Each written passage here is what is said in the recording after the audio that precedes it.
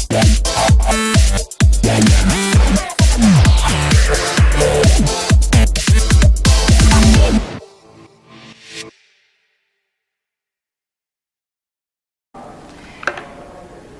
I'm Paula D'Andrea for Rock Your Life TV, and in this episode I have some very special guests with me, and I'm going to talk a little bit more about myself and my transformation of what I've been through in the last couple of years to make a change in my life that really has had some pretty big effects for me.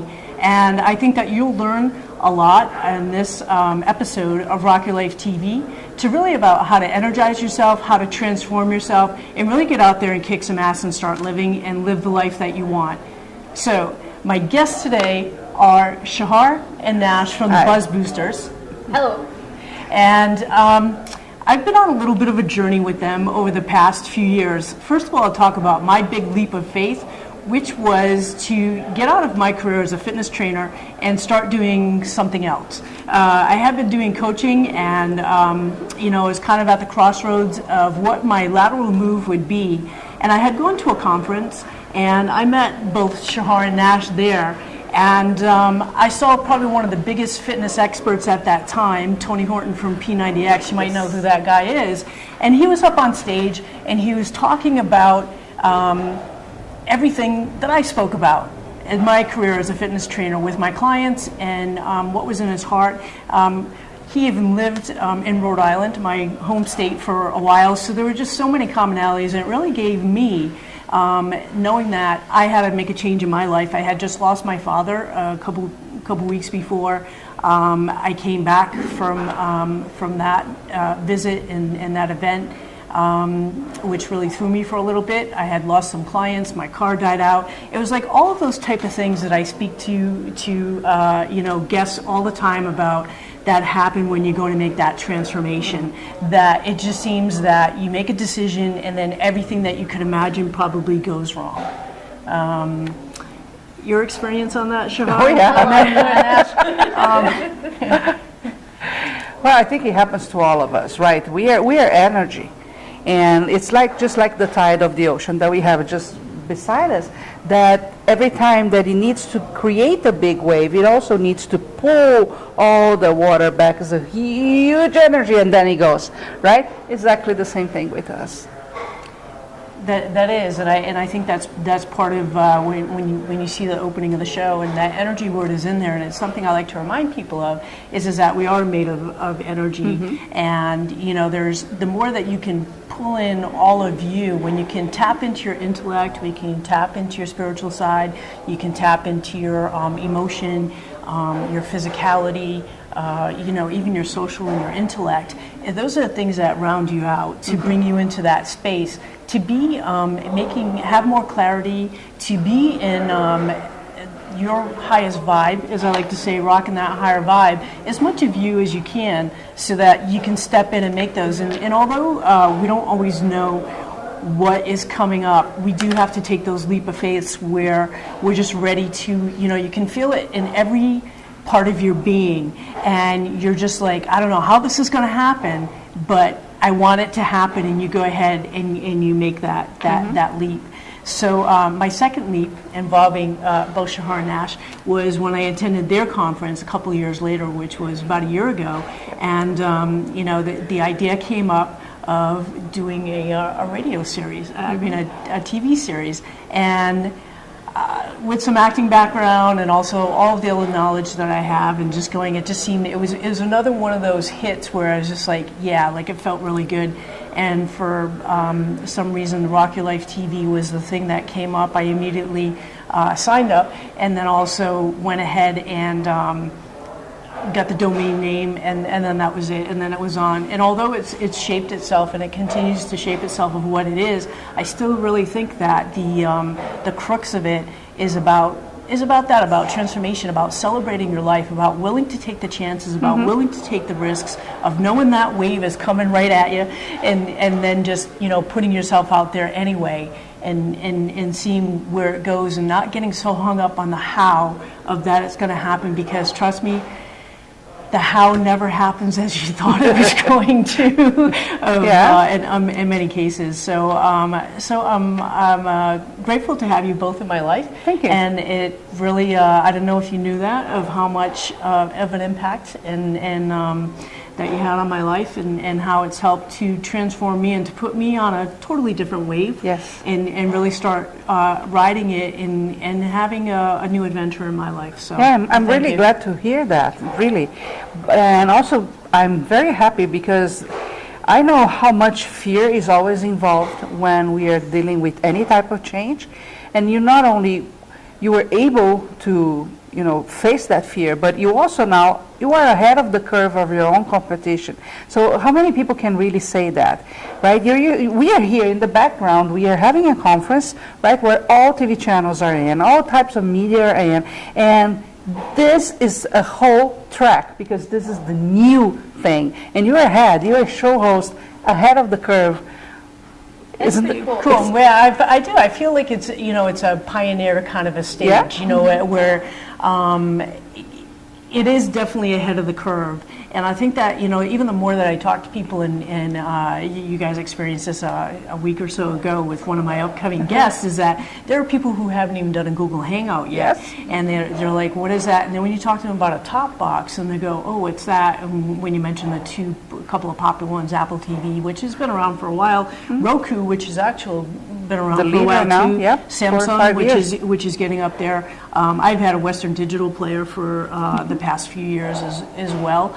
And I like that Roku just caught up, and their Roku 3 now has a USB port in it. And you fast forward 2 years from now, it's going to be even seamless with the TV. You see, it really doesn't even matter what type of device you're using. It's going to be the next TV. Everything will transform into a new experience. That's one of the really cool things. A lot of times people don't even know that they're watching the over-the-top box content because they just turn on their TV, and in some of them it's built in and it's right there. Yeah, that's right. Yeah, it's kind of connected to like the satellite.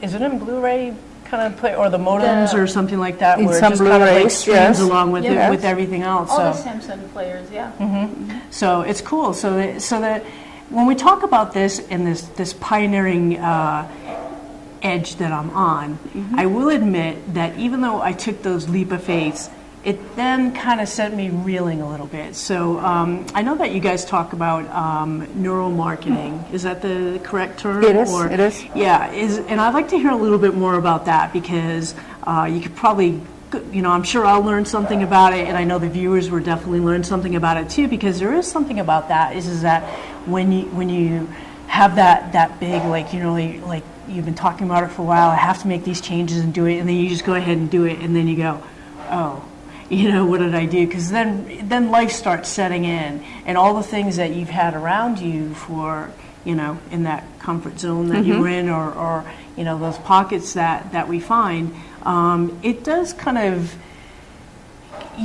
doubt sets in a little bit, your thermostat changes a little bit of what, you've been handling, and now what you're going to be handling and things like that. So speak to us a little bit about that, like kind of explain it goes back to your the brain. ramifications of some of that. Let's understand your brain, right? You have part of it called the limbic system, where you have the reptilian brain. This brain has not changed in the last 50,000 years. It's the survival brain. It's the survival brain. So guess what happens when you want to change something? That brain is worried about keeping you alive and safe, nothing else. So this is like the fight or flight kind of thing. That exactly where it is. Right? Exactly where it is. So it's there to keep you safe, but not to allow you to make changes, right? Because it doesn't deal well with change. The comfort zone is safe. Yes. So even if your life at some point might be miserable, right? Everything is going wrong. Well, if that part of the brain is used to that, it will keep you there.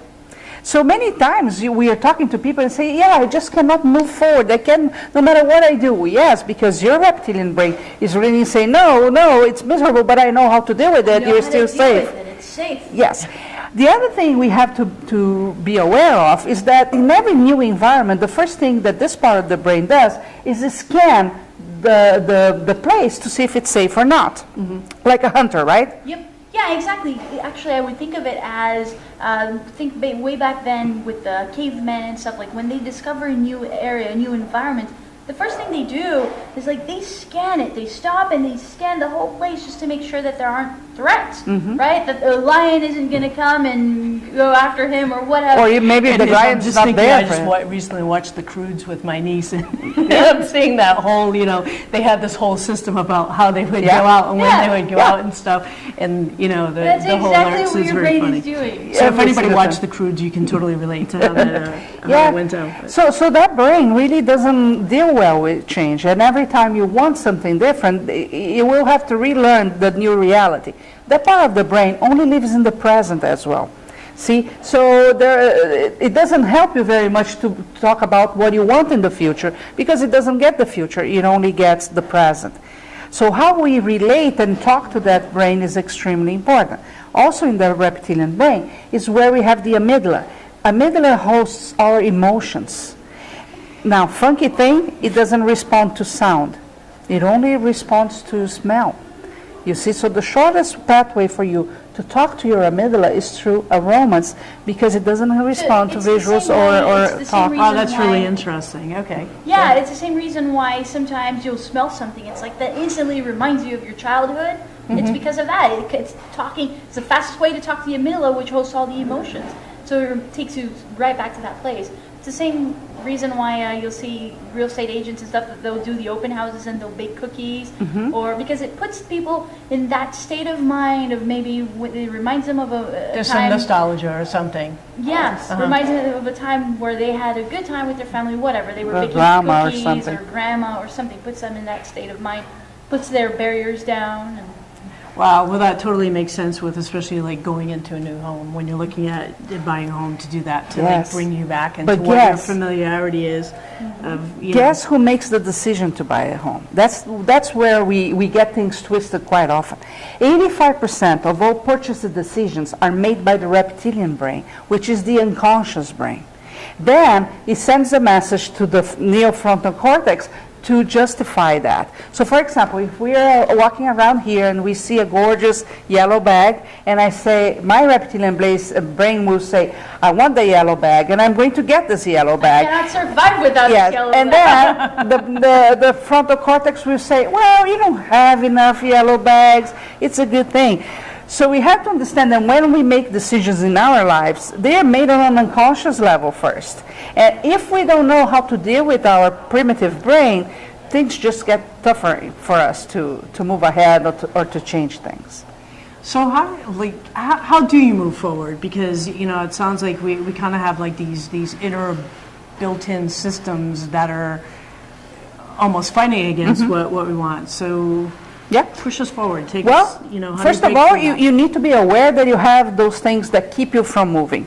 Or like a lot of people like to say, limiting beliefs. We all have those, right? Or those things that we brought from childhood and they don't allow us to move forward. So I call that family traditions.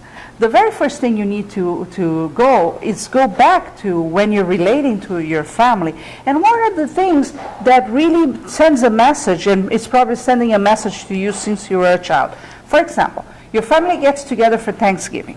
Okay, they all talk about many things, but one topic that recurs all the time is they talking bad about people that got a lot of money. Oh, that woman, she made an online business. She became a millionaire in 11 months. That cannot be good. She's probably doing something wrong, right? So the whole family kind of embraces that idea that money is dirty and people that have it are not good. Or related to health, like families that get together and they all talk about the diseases they're going through right now. This week I had a colonoscopy. Yes, and I had to put another crown. So they talk about that because that actually bonds them. But in you, it's really creating a belief that you have to be like that to belong to that group. Guess what? Our reptilian brain tells us that we are pack animals. We like to be in groups and we like to be accepted. We like to belong. So what's really going on in the subconscious mind is that if you succeed as an entrepreneur and if you make a lot of money, you're not going to be able to belong to that group anymore. Breaking from that pack. Right? It's very true, and I will tell you this too, because I can totally relate to what you're saying. I mean, I've had a lot of loss in my own family over the past few years, and it's even though I did kind of break away from the pack years ago and moving out to California to pursue my dreams and everything like that, there's a whole, when the reality hits that then your family is not there, and then you are like really separating, or not even separating, but are separated, that there's no, so it can really kind of mess you up a little bit and too. make you embrace beliefs that sometimes were not even yours. That's what throws you back a little bit. It throws you I think. big time back, right? Yeah. So what do you have to do? The very first thing is really get a pen and a paper and start writing what are the family traditions that are not really serving you. So we gave the example of money and health, but there might be in relationships in many different areas. And you have to pinpoint how that happened in your family in order really to be able to break with that. Of course, you're not going to get out of that plan if you make money or if you decide to get another route, but it's a fear that is there all the time, and you will have to deal with that. Sure, and then there's the flip side too, where there's a lot of people too that if because I've dealt with this with the clients, is that kind of perfectionist level too, where you know, everybody in the family is a doctor, a lawyer, or an engineer. You know, like you're supposed to follow along in here. What if you're an artist? Yes, yes. You know, and there's like so much pressure. It's like, well, you're not making the income. You're not, you know, living in the where you grew up. You know, you're not living in the style of what you're not you know, following the rest the of your tradition. family is and stuff too. So Yes. yeah, you're not feeling. So there's a lot of different ways that you can where that goes. And I think that the biggest part in, like you said, of sitting down and making that list and really getting rock solid for yourself, to go back to what we were just talking about being your energy, about rocking your highest vibe, it's about love, it's about what I say, the law of vibration, whereas you know, you are uniquely you, and you know, forget about all that stuff that you grew up with, that you learned, and you have to find your through line about what really, you know, touches your heart, what sings to your soul, what really, you know, pulls you forward, and start living that, like really owning it, step into it, and rock it out. Like that's what Rock Your Life is all about, is about bringing you experts like this who are gonna, like, you know, start you thinking about, you may sit down and pull out a piece of paper and do that little exercise that Shahar just gave, because just that is a powerful action, because it means you are taking action. You're stepping into an area that you want to have a breakthrough in, and the only way that it's going to happen is, you know, by taking the first step. Creates the awareness, right? While you're writing that down, you say, that's why I behave like that. That's what happened in I don't know, a gazillion years. It only helps you. Now, you were talking about putting and vibrating. We vibrate. We are energy. It's important for us to really understand that when we are feeling funky and when we allow to think negative, our body, the whole body, starts vibrating very low, and that's not a good thing. We should always be vibrating the higher level. Can I say a simple thing that people can do? If they like aromatherapy, I'd love to hear it. Well, you know, get some rose oil. Okay, it is kind of expensive, but it's worth, because rose is the oil that vibrates on the higher frequency ever. So just by smelling, go buy yourself, you know, 2 dozen roses and put in your home if you don't have the oil. But allow that aroma to speak to your brain. Like I said, the amygdala only responds to aroma, and the smell of roses, the aroma of roses, will help your body vibrate. So go buy 2 dozen of roses and put in your home. Yep, and I will attest to that too, because one of the I have a consultant in Sedona who I met a couple of years ago on a trip there, who owns Vortex Essences, and she actually Caughwigan. She goes to you know, through Sedona, Mount Shasta, the Tetons, like, you know, around the world, and she collects the flowers and do that. And I'll tell you, when she customizes a blend for me, I just put a couple of drops in my water just to, you know, get into that cellular structure for me, and it always contains rose. There's always when I think about when you're speaking about that, you know, I remember seeing the ingredients when I get it, and there's always it's a very high vibration. Yeah, and there is, and a good point to bring out too, Shahar, and Nash, I don't know where you've experienced this in your life, but like, you know, I've been in the lower paradigms a couple of times where, you know, well, quite a few times of like just kind of like getting leveled out and knocked on my butt, quite literally, a couple of times. And seeking that, one of the biggest times was in losing my sister, and I knew it, and I was like, that's what kind of got me on this quest to rock your life.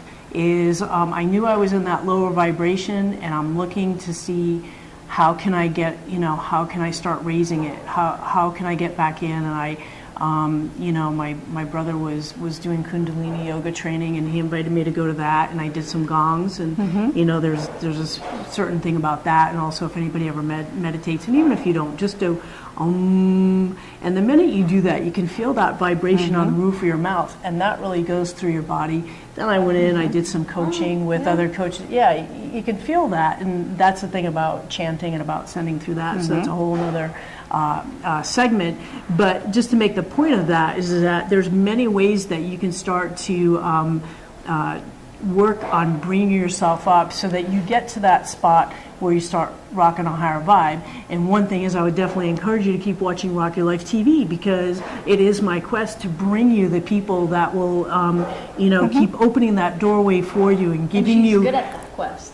Thank you, and giving you opportunity after opportunity to experience another way, to find your entry level so that you can step in and step into more of you. And in the meantime, definitely get some of that rose oil.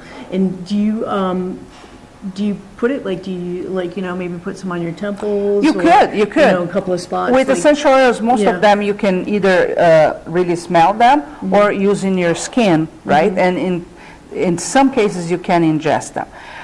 But let's talk about grief a little bit, because you had the issue with your sister, and I have a similar story with my brother. And grief is difficult, right? Because there is no set time when you really let that go. And sometimes with years and years, it's still with us. But we need to stop feeling guilty about the process. Guilt is something that is there when such a traumatic event happens. Our brain will, what if this, what if that, what if I had called, what if. Sure, and that drives us crazy. Survivor's guilt is something that I had. Exactly. So I why him or her and not me?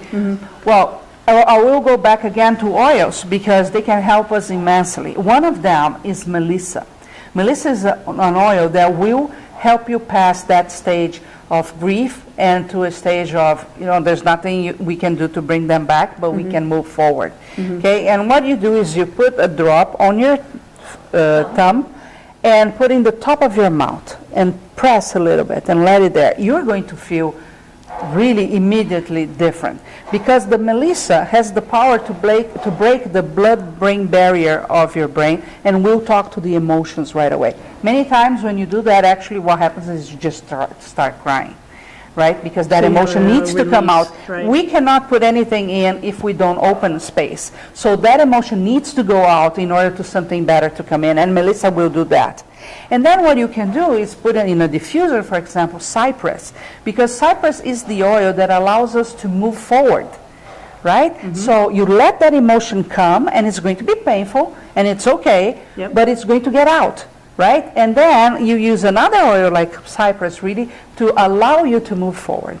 It's very important for us to get rid of our guilt. And there's guilt everywhere when we look in our lives. Sure, and one of the things that I want to mention too, actually a couple of things. Nash said it a little while ago about the power of smell, and we're talking about oils. And I will mention too is that one of the oils that my sister used was patchouli, and man, it was like everywhere I went oh my God, it was so present, like in the weirdest places I would just be smelling it, within the first few years. Even now, and it's been coming up, and I find that there's like certain times that you wouldn't guess that it was anywhere around. I don't even know how it permeates the air, whatever, but it does, and it's there, and it is really, really strong. And then really to go into a little bit more about what you just said is that what I remind people is that it can be painful but there comes a point, and you'll know when you have to make that break. You have to start moving through it, regardless how painful it is. And that's where it really, it's one of the things that I do when I work with people. So whether it be with me or somebody close, a coach, a supporter, somebody, get support. It's one of the most important things you can do to be working through those parts of your life. And the other thing was too is that within that, we've both suffered, always suffered that, a grief with people. But there's other grievings that you may go, it's about a past life. It could be about somebody goes through divorce. There's grief involved in that. You're looking at I've also had a lot of accidents, and I'm going, okay, well, if that hadn't happened, my life I'd be here right now. So it's that going back, or, you may have lost a job and you go, wow, if I hadn't, lost that job, my life would be different. And you're kind of grieving that past. So there's many areas of life that people grieve and they stay stuck in. So and also the reptilian brain keeping you where you are. It plays with fear. Because fear doesn't allow you to move forward. So you say, if I had done this, maybe this would have happened. Or if I had done that, maybe that would have happened. Or I shouldn't have done this. And it keeps you in that stage. You have to ask yourself, why is that serving you? Why being and feeling the way you are right now is really serving you? Because it is. It is. It's doing something that makes your brain feel comfortable. Okay, and you need to be aware of that in order to break free from that situation. You have to change the thermostat. The one way I like to look at it is think of it as a thermostat. So in your house, you put the thermostat maybe 72 degrees, and the moment things start to warm up, it'll kick in and it'll make it so that it bumps it right back down. Or if it gets too cold, it's going to kick in and make it so that it stays right there.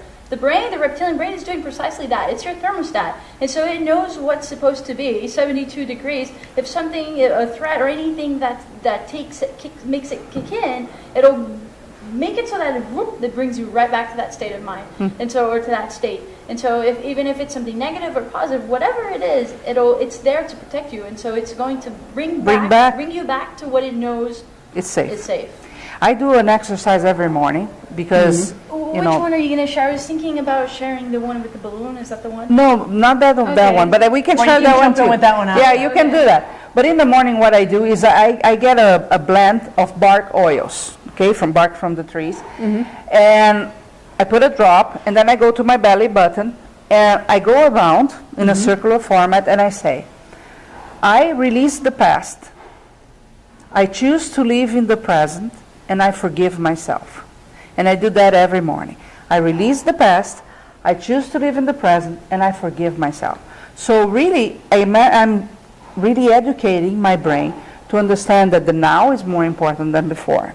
To let those things go, whatever they were, and really that I'm not guilty about whatever happened in the past, in whichever area. So I have to forgive myself for that.